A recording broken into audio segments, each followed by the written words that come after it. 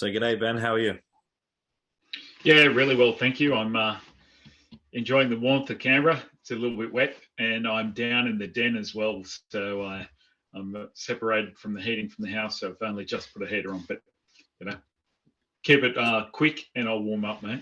Yeah, How are you? that's fair enough. Yeah, I'm doing well, thanks. So today we're going to be reviewing round one of the Rugby Championship game between the Wallabies and Argentina. So the Wallabies secured a bonus point win over the Pumas, which was really good, and it was all due to that sort of second half performance, which is really nice to see. So what were your thoughts on the game, Ben?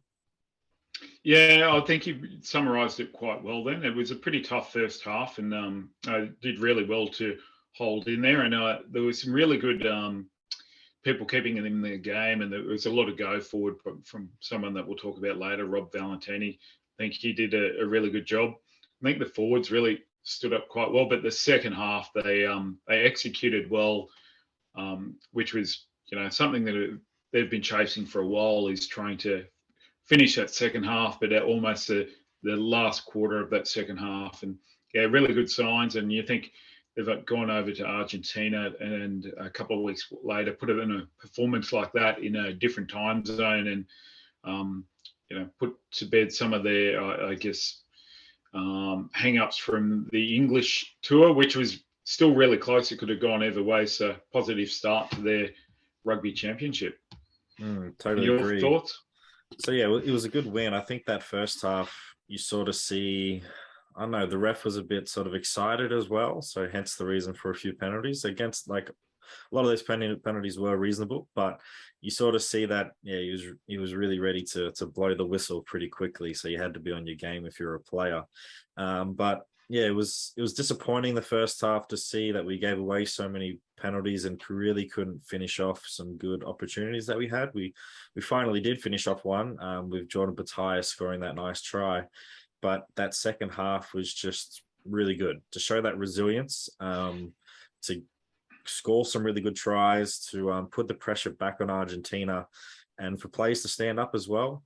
Rennie doesn't have the best, or the Wallabies don't have the best track record under him trailing at halftime. We normally, I think the stat was, I don't know, it was a few weeks ago now, like we've only won one game or something if we were trailing at halftime, or something ridiculous like that.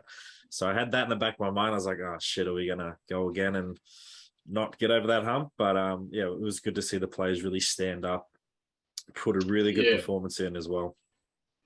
And what's also quite nice in a bad way, you're probably digging deep into the Australian rugby stocks. We've got quite a few injuries in that English series, and the captain needing to have a break as well. But so the younger fringe players are actually standing up, and they're delivering some of this. So this bodes as well for, when we get those experienced people back that are, unfortunately have injuries, it gives great experience to these younger guys at this level. So that only deepens your ability to perform at the World Cup, which is ultimately the goal heading forward. And that's probably something the Wallabies do a bit inconsistent, is allowing that mixture of veteran players and veteran players and inexperienced players, giving them a go and really backing them, but also picking form. And that's the thing I like about Dave Rennie. He picked form from Super Rugby, and that form has been showing. And like in the England test, I thought a lot of players did stand up against a really good team there. And it's good to see these young players standing up and showing, hey, I'm putting my hand up for the competition right now, but I'm also putting my hand up for the World Cup next year. Yeah, and they look composed. They didn't fall apart under that pressure.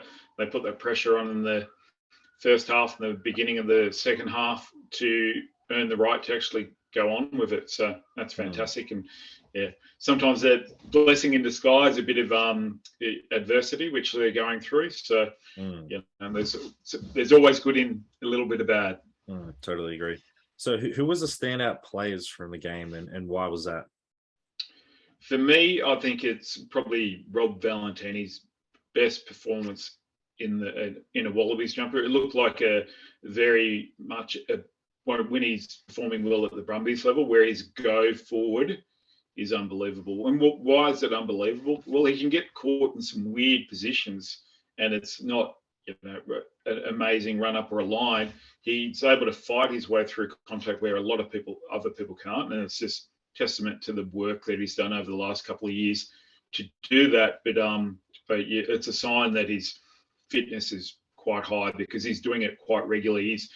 His body language and how he looks through the game, you don't see him drop. So that's fantastic that he's in that position. I definitely think he was a standout. Yeah, it was pretty even amongst the forwards as well. I think all the front rowers did a really, really good job. I think you get a little bit different out of Alan Alatoa. You don't get the explosiveness, but gee, you get a work rate. If you actually follow him around, his work rate is unbelievable for a tight head.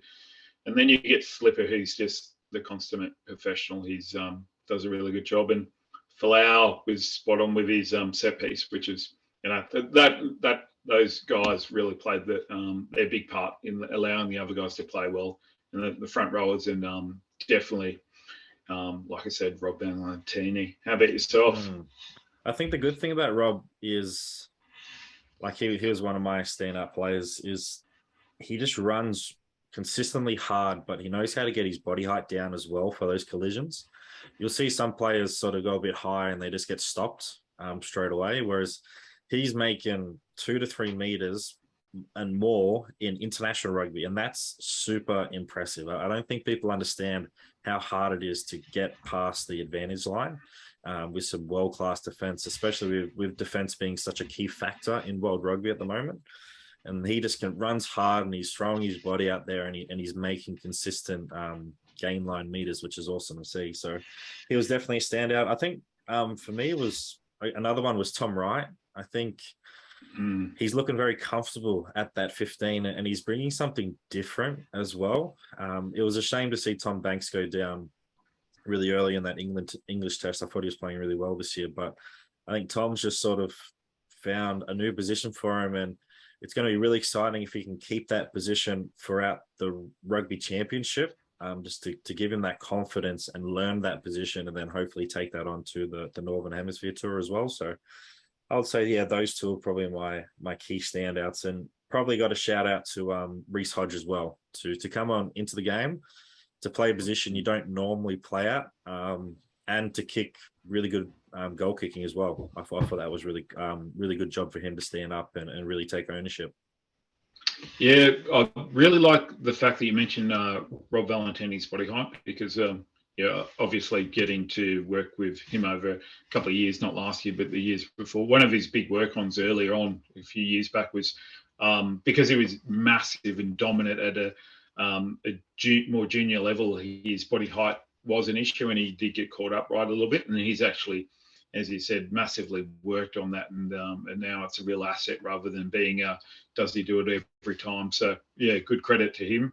And you're right about Tommy Wright. I think Tommy's the type of guy, because he played more an inside back, 5'8", and sort of inside role in his junior football. So when he gets the ball more often, he seems more engaged in the game and happy. I think he's someone, and fullback's a great position. The busier he is, the better he gets. 100%.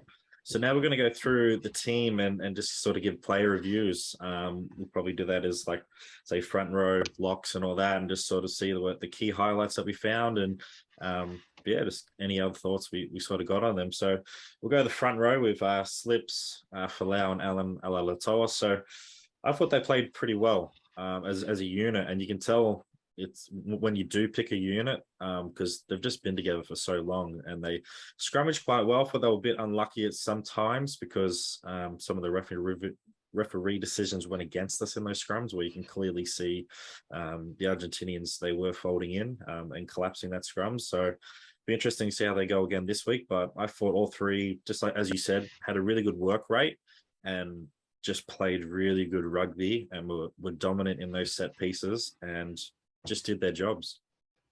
Yeah, the only thing I'll add to my comments before, as well as James Slipper didn't know he was going to be captain until late in the piece. He is a very switched on, motivated person, very level-headed and calm. I think he did a fantastic job of being the captain as well. at short notice. So, that's a really good sign as well. I love seeing players take on those leadership roles as well, especially if they haven't been the leader before. And it's just really cool to see them, how their leadership style, and just like you said, he was a cool, calm, collected under pressure, and just really brought just a calming presence to the team as well. Yeah, absolutely. Look, I think if we're moving on to the second rowers, I'm trying to probably get in before you here. You can see Darcy Swain was unbelievable in lineouts, in mauls, in defensive mauls. He, again, he really interfered with Argentina's set piece in those areas. And you can see why he was targeted by England so much, and they tried to disrupt him because he is world class when it comes to line out defense and stopping mauls.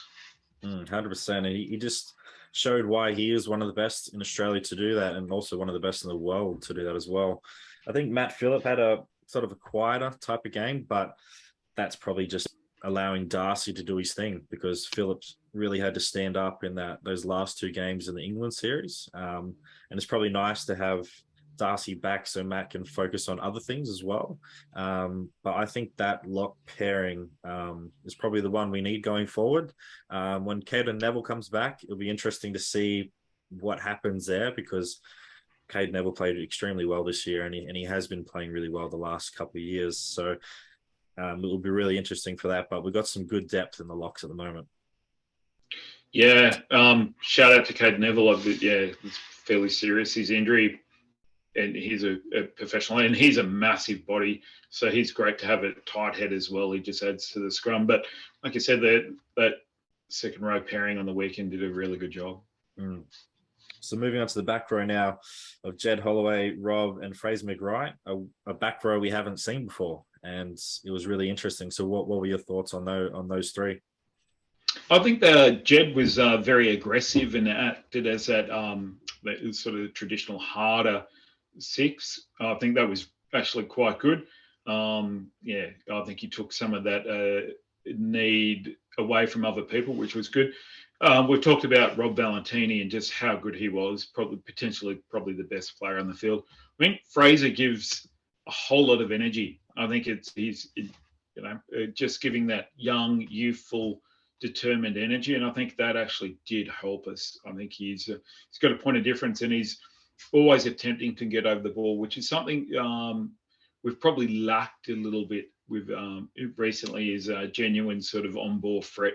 So he did help with our attack in a way, or our defence particularly, because he made Argentina commit one or two extra guys occasionally, which it makes a massive difference as well, so that they've got less attackers. What's your thoughts? I think they played really well. I think Jed, just like you said, he was that real sort of like bully type play. He's going to hit you hard on attack, hit you hard on defense, but he's also got great hands. He did a really good pickup with the ball, was just sort of at shin height as well on attack, which is really impressive. And he adds another option to the lineout as well, especially in defense as well. Like you have three, if they're playing a full man, you have three people to get up, and he's tall. He's very, very tall.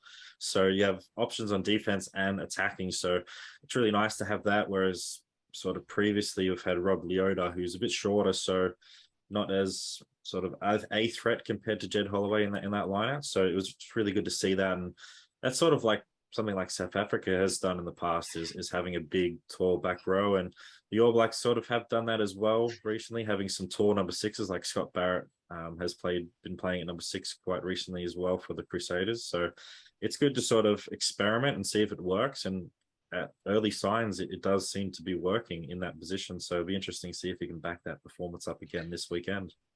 Yeah, I think you always need 3 genuine jumpers in a line out to actually make your line out a little bit more unpredictable, for sure. And totally agree with that, and totally agree with your comments on Fraser McWright. It's just something different, and he's been itching or sort of scratching on the door for a couple of years now to really get that chance, and he definitely took that on the weekend. Yeah, definitely. So moving on to 9 and 10, so Nick White and Quade Cooper. Yeah, Nick White, the Kelpie. You always need that Kelpie on the forward, steering the forwards around. Look, Nick's the ultimate competitor, isn't he? Really, he's just, and you can see why they play him such high minutes, because he's got a massive engine as well.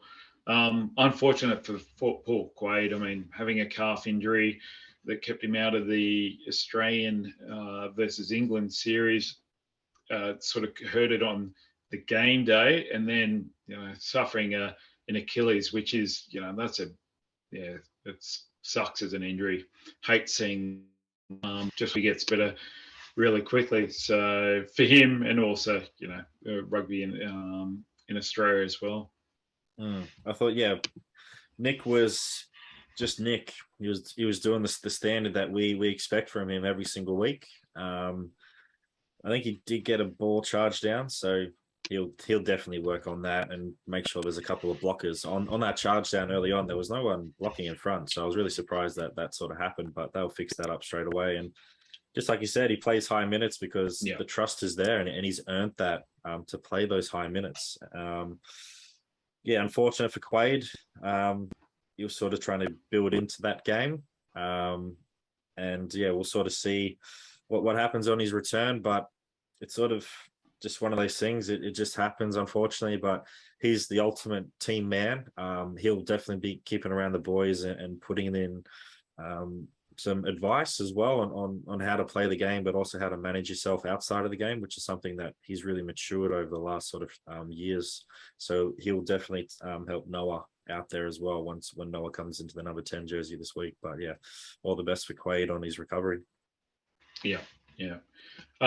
Moving to the centers, what were your thoughts there with the center combination? Wasn't too bad. I was a bit iffy at the start, probably playing Hunter at 12. I think Hunter is a really, really good player. I just think Lenny is better at 13. And I don't know, I think at times Hunter was good, but at times he probably wasn't that good. But you got to give him credit. He's playing a new position. And that number 12 does demand a bit more playmaking ability. So I think if you can work on that sort of that passing option and just really communicate with Lenny and what he wants, and also communicating with the number 10 to understand when he's got to chime in and be that first receiver or just along those lines. So he's still learning that position, but I thought Lenny played really well. He was solid on defense again. And again, he's always going to beat that first man on attack. He's got brilliant footwork. And then to finish off that try with Hunter and Lenny, that was great support work when they were just exhausted. 5 minutes after the hooter, everyone was exhausted. So Hunter to throw that dummy, give that ball to Lenny, and then Lenny to score that try for the bonus point. Yeah, that was a great way to finish the game. Yeah, look, Hunter is a fantastic defender at 12. He's also a very, very hard player. So I can understand that having a 12 that's hard, therefore they sort of cut off some defenders in that area when he sort of is running with the ball. He demands a couple of people be near him, and he might cut off someone trying to fold around as well. So you don't see the benefit of him until the second half when the other team's a bit tired because of the work he's done. You saw at the very end, I thought that was impressive. The work he did to get that ball away to Lenny and that deep into extra time. So hopefully that center combination forms. And you've got to remember, the only time 12 and 13 are usually set up close to each other is in set piece now.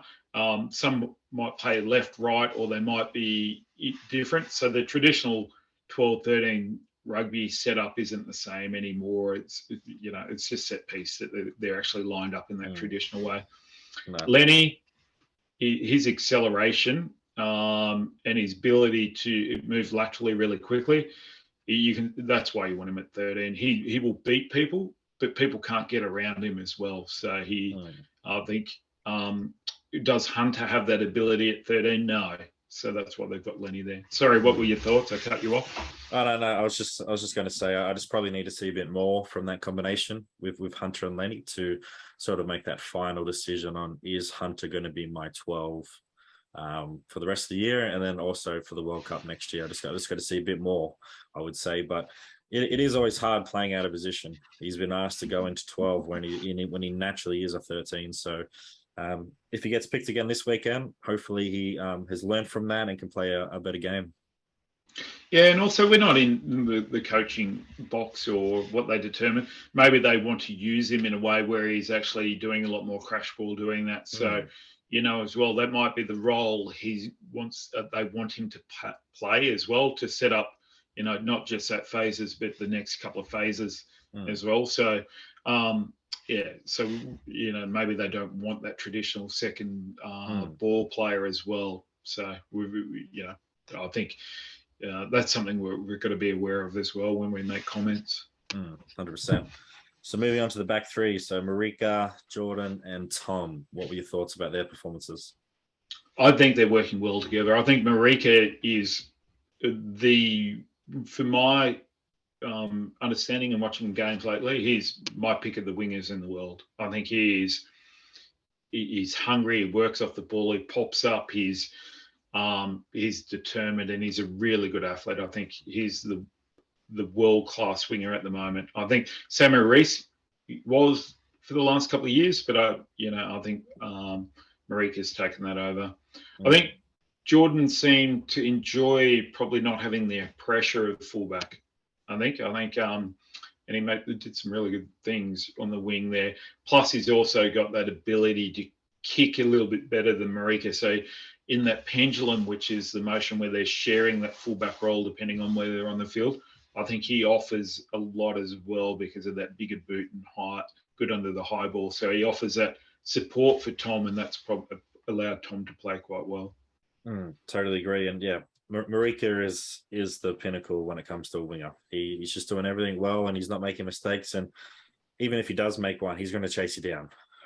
As we saw in the England series, he'll get you back. If you beat him with a couple of footworks, he's going to get you. I thought that combination was working really well. It's going to suck when Marika has to go back to Japan for the Northern Hemisphere tour, unfortunately. So that just opens the door up for another winger to come.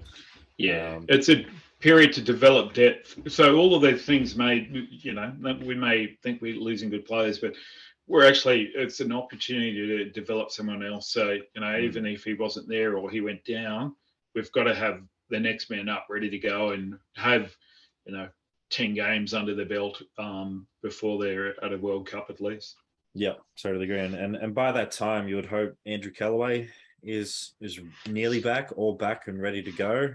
Even a Jock Campbell can go on the wing there, or even if you bring in Dylan, I forget his last name, played for the Waratahs, number 11. I thought he played really, really well this year as well. So Dylan Peach, is it? Yeah, Dylan Peach. So even something like that can open the way for more depth in that position and also put more pressure. And there's nothing wrong with applying more pressure to that group because we're going to produce a better product. But yeah, I thought Tom played really well. And I thought Jordan, it was a nice way for him to come back into Test rugby after getting knocked out. It was less pressure on him, and he could just go out there and just focus on him and perform. And he scored a good try, and he just played his game well. And yeah, just wasn't as much pressure on him. And now he can just start to find some form and just work really well with Marika and Tom in the next game. Yeah, definitely. And we're probably going to jump to the bench, and like you said, after this, Reece Hodge, fantastic. And you can see, like, he wasn't quite in the Wallabies squad even early. He was playing Australia A, and then he's got called across. His first game at fullback against England, like, you can see, was slightly out of tune with the other guys. And to come on, obviously he's had a bit more time within that squad, but to come on at that critical time and make the difference he did is, it's all because of his experience and how many games he's played, and the fact that he's played on the bench a lot and he's used to that. He soaks it up. I think you can't underestimate how good it is to have someone on the bench that can soak up that pressure and just take on whatever job's thrown at them. And most of the time, they don't know where they'll be when they go on the field. Totally. So the front rows come off the bench, given for his debut, which was nice. Always a special moment when you get your Wallabies debut. I thought they did their job, and I thought Tom and Thor added that punch at the end, and that's where that difference between him and Allen gets that work rate and it's just really solid. But if you're bringing Tongan Thor on, say for that last 30 minutes, he's going to wreak havoc, and he made some really good runs. So it'll be interesting to see how Dave Brenner uses that going forward as well. Yeah, well, you think your traditional finisher, or the bench, as we've been calling it, but finishers are usually the more explosive, powerful guys that tend not to have the engine to go deep into games. That's why you use those really fast, explosive twitch guys, and that's him really. So, is it a tactic that they'll use, or do they use a tight head for one half and a tight head for another half as well to really get the maximum benefit out of both of those guys? And Lockie is that type of guy as well, but he does have a massive motor on him as well, Lockie. But he's just very explosive. So if you're bringing on those two guys in that last part of the second half, they're just going to be really explosive, really energetic, and add that punch to go forward to then hopefully give the ball out to the backs with some space. Yeah, people that don't know Nos, he's very fast, very powerful, and he interacts with the ground so well you don't even notice. And he can throw a dart too. His accuracy in the line out is amazing. Yeah. I thought Nick Frost came on and did really, really well. I think he's just growing into Test rugby. He just doesn't look out of place, and he was going up to get those balls for those lineouts, and he's just doing a really good job and stepping up to Test rugby. Yeah, well, part of Brumby's testing, he is close to the fastest guy over 10 metres. That includes backs. So the fact that he's really big and athletic and has a big engine on him and that explosive at that height, it's great that he can play second row, but he can definitely be that tall option at 6 as well. So again, he's very comfortable in that environment now. And the ultimate competitor, he'd hate to lose any competition that was ever had. On that 10 metres, he's just taken 2 steps, isn't he? That's why he's so quick. Yeah, still got to do it quickly though. Lots of people with really long legs that can't get there quickly, even though they take 2 steps. Yeah, 2 big powerful steps.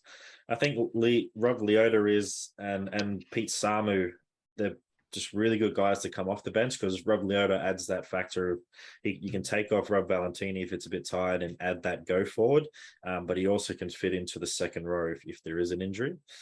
So he was a good option. Didn't really sort of do too much special. He just went on and did his job. And I'd say the same for Pete Samu as well. He was both were just a calm presence and did their job. And you don't lose anything when they both come on. You probably gain some other abilities when they're out there, because they're such good ball runners, but also good playmakers as well. Yeah, I totally agree. Rob's a big body. Lucky to work with him with Aussie 20s one year. He's just a massive body and ball of energy as well. It's actually good value. And Pete you won't find a better athlete, more explosive back row around. He can do stuff that not many back rowers can do. He's almost like another centre that's got actually ability to play back row as well. So, if you had Nick Frost, Rob Leota, and Pete Samu starting in your team, you still feel comfortable. The fact that they're coming off the bench, you're going, that's brilliant. 100%. And then we had Jake Gordon as well, who just came on, did his job, and can't really do anything too special in the last sort of 10 minutes because Nick's playing the majority of the game. So Jake just comes on and did his job well, and just distributed the ball well, and just allowed the team to really get in that position to get that bonus point win. Yeah, and look, it's fantastic that he's got on the field now. He's been there for a little while now, and hasn't had too much game time recently in the Wallabies. So hopefully, this might be the expansion of a bit of time, because when you've got Nick White out there, he literally, you're almost like a kelp. You have to lock him in a cage so he doesn't hurt himself, because he'll just do so much.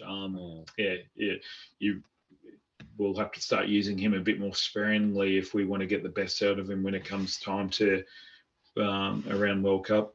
100%. So what, if any, do you make any changes this week to the starting 23?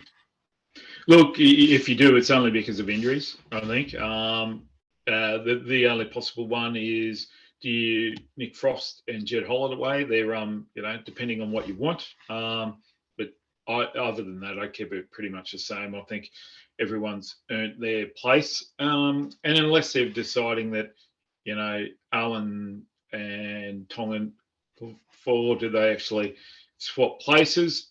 It doesn't really matter too much. It just depends on their tactics. But no, I'd keep it the same, and I think that's what they're striving for—a bit of consistency, and knowing that they've got some players out there that are potentially earning their first bit of game time in serious games, like Fraser McWright, those type of guys in a row. I think you'd try and keep it similar. How about yourself? Changes, obviously bringing in Noah to number 10. Yeah. Before the injury, Noah has been my number 10. I thought he played really well in that England series, and just his goal kicking as well is the best in Australia at the moment. So Noah's coming to 10. Something we did talk about during the week was Hunter. I personally probably drop Hunter to the bench and bring in Ire Simoni.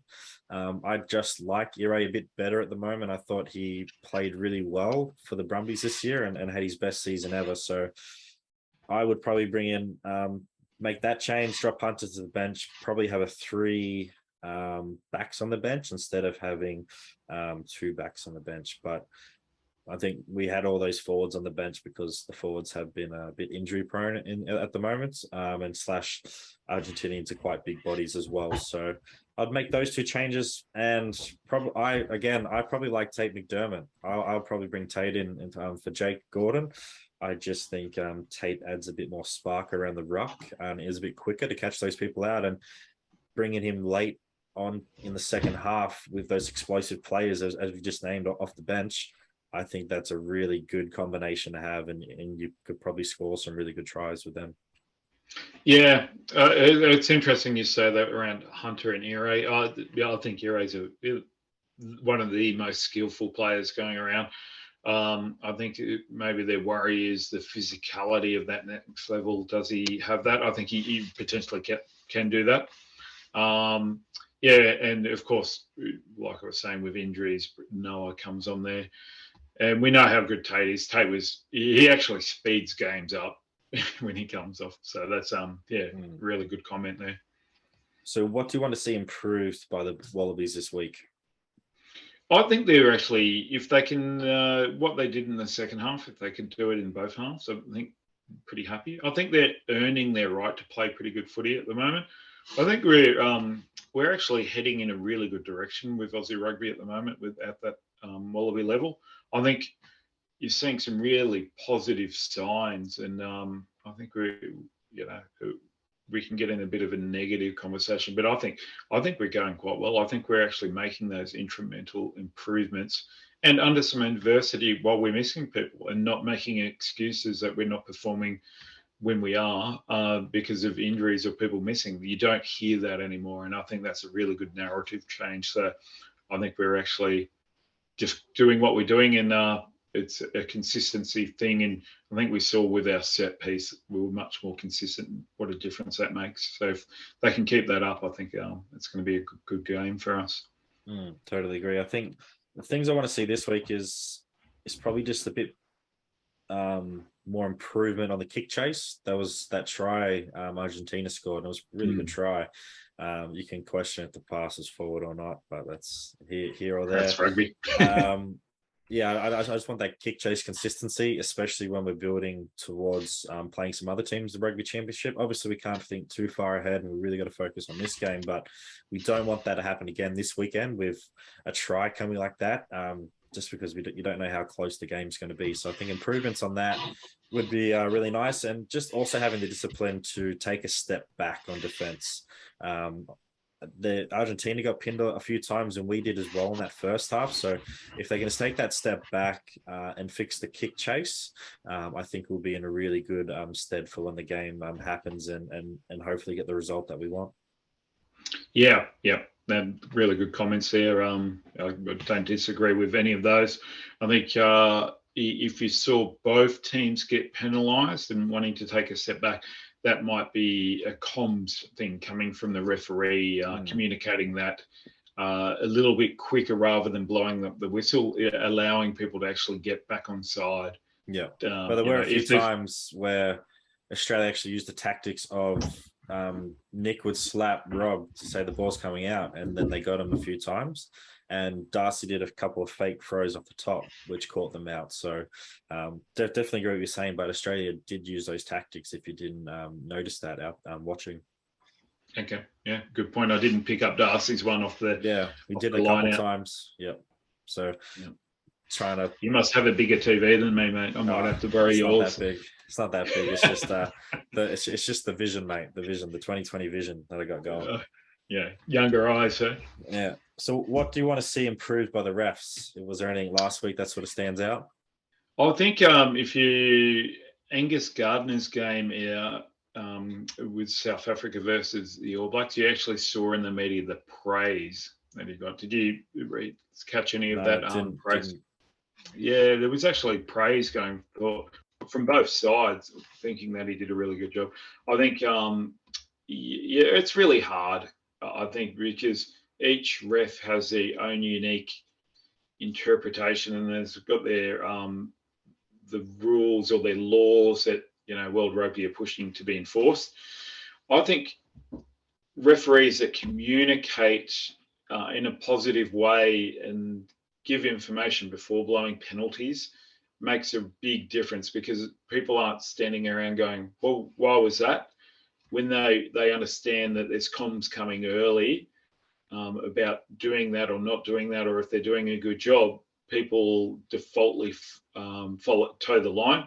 When there's no comms and whistles are blowing, that's when you see it sort of disintegrate a little bit. So that's what I'd like to see a little bit more of. What's your thoughts? For me, it's more just around the jackling technique. I think the commentators on Stan said a really good job, whereas players are just hugging the player on the ground. They're not actually attempting to jackal. And I don't think you should get a penalty for that. You should have to go for the ball and physically have the ball in your hands to get that penalty. You shouldn't just be holding on to the player and the clear out comes and they don't move you because you're in a really good position because you're hugging him. So I'd like to see some changes on that and force players have to physically jackal. And the other one would probably just be, just like I always say when I'm watching rugby, it's just being consistent with the scrums. Really pay attention to who is folding or who is boring in, and really make that clear from the start. And just communicate, as you said, communicate to the players well, not just saying, oh, folding penalty. It's like, okay, talk to them about it, and then hopefully they can allow that discussion to happen. But yeah, I'd say the jackling and just being consistent on who is actually at fault on the scrums. Yeah, that's a really good pickup. I do remember now Argentina, particularly in the first half, they did get a couple of penalties for basically locking up that person on the ground rather than going for the ball. And that's also preventing them from playing the ball in any direction, so which they're allowed to do. In saying that, Australia tend to do the way when they fall to the ground, they land on top of it and score a try and then play it in direction. So if the ref's allowing you to go over the top because they're staying on top of the football, I can actually see why he's allowing that as well. Yeah, you'd probably call that sealing off on the defensive end, wouldn't you? Like you're sealing off the player from actually playing the ball on the ground. Like something like that. Well, it depends, and there's a term depending on what you go, where you land on the ball on your chest, and then you just pop one leg up, and it's almost laying an egg. When you do that technique, the only way to get to the ball is to get around that person and try and grab them and the ball. So it looks like you're grabbing them, but the ball's underneath them. So, if you do that quick enough where they don't get that ball back, are you going for the ball or the player? Well, the ball's underneath that player. So technically, the only way you can go for that ball is to get them the ball and the player as well. Totally. So that's all the questions from today for our review of round number 1. So we'll do this again after the game, and hopefully it's a good result for the Wallabies. But we're just excited to see some more international rugby. So make sure you do subscribe to our YouTube channel. Give us a like, give us a share, give us a follow on Instagram as well. And thank you very much for watching this video. Leave your comments down below as well. If you thought something was interesting that we said, or you have a better opinion, definitely share it as well. We're always happy to continue to talk rugby. So thanks again for watching, and thank you, Ben. Yeah, thank you. And look, how good is it to have international rugby back, having crowds, people touring, going for Australia, obviously being Australian, but you've got to love having an opposition, don't you? So it's fantastic that we all absolutely love rugby, no matter who we barrack for on the day, and it's great that we get to talk about it, and it's exciting time ahead. 100%. All right, thanks everyone.